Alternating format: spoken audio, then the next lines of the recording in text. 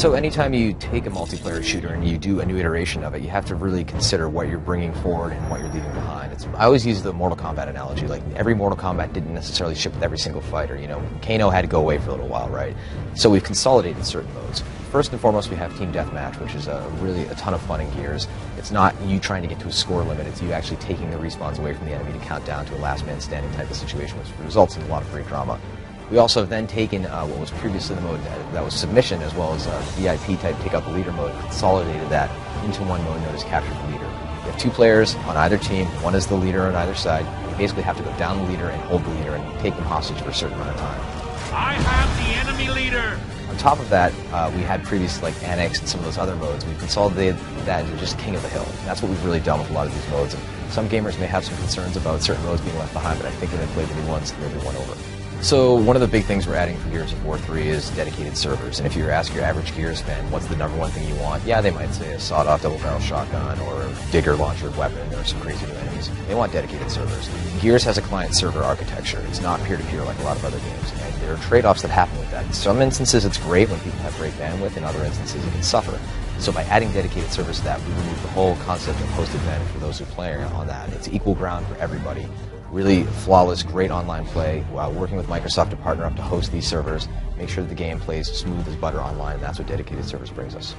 One of the other things, if you were to take your average Gears of War fan and say, okay, Gears of War 3 is coming out, what do you want? The first thing out of their mouth would be, I want a beta, right? With the strategic shift to the holiday release window, we're now like, okay, we can actually do this. So when the game launches and hopefully sells millions of copies, day one smooth launch online will be great.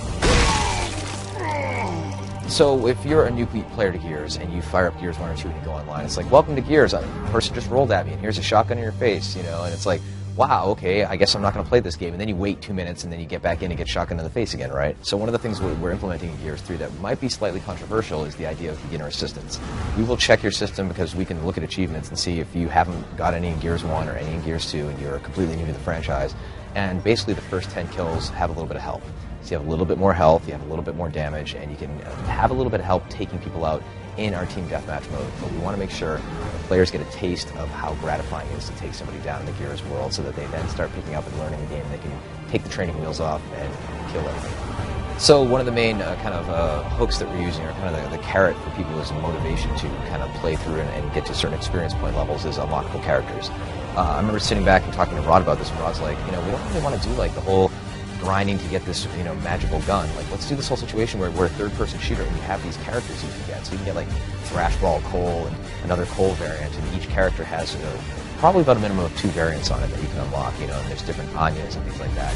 When you're in a third-person game and then somebody kills you and then it switches to their perspective and you see them for a second, that suddenly creates this envy online where I have to look like a football player running around this world. I have to see that. And when you finally get it and you wear it with pride, it's like just your badge, and it's a really powerful thing to motivate players to keep playing. So executions are back. They're a big part of the Gears of War franchise, but one of the things that we learned previously was that players kind of, in a competitive environment, have a path of least resistance. They're like, I just want to shotgun you and turn you into itty-bitty bits. I don't really care about killing you in a fancy manner. So one thing we've done is, first off, locked the cooler executions, so you have to earn them by playing the game and getting to different experience levels, right? The second thing is, different executions yield different experience points. A quick execution, kind of like a golf swing with a shotgun, may give you, 50 points, right? But if you sit there and you take the time to beat somebody down in the back of a dark alley for 3 minutes, you can sit there and farm experience off them. So there's very much a risk to reward there, whereas I'm like, okay, I want the extra XP, I want to unlock Thrashball Cole. Do I sit there and take the time with this guy? And your buddies may, provide cover so you can earn those experience points and directly tie it in there. I've gone on record in the past and I've said that the future of shooters is RPGs, and I was having this conversation with Randy Pitchford from Gearbox, and he's like, how come all games don't do this, right? Like, maybe the future of all games is RPG elements. We're in an industry right now where, as business people, rentals and used games are a concern for everybody, and we want to know what can we do to keep the disc in the tray, to keep you playing our game. Experience points are a huge thing. When we implemented those into Gears of War 2, suddenly players were playing the game more, and it was just a number. It was just a number that it didn't even affect anything. Taking that system into Gears of War 3 and tying it with all these achievements, tying it into characters that you can unlock, tying it into weapon skins that you can earn and things like that, suddenly it becomes that much more powerful, and it keeps players playing. So, at the risk of sounding borderline cocky, I have a feeling you're going to see this feature in every freaking online game from here on out. So if you're a gamer out there who played Gears 2 and maybe had a bad experience at launch, which to be fair, it was a bit of a mess there, first off, put the disc back in and give Title Update 6 a go and see if you like it, because we think we've put a lot of significant improvements to the game.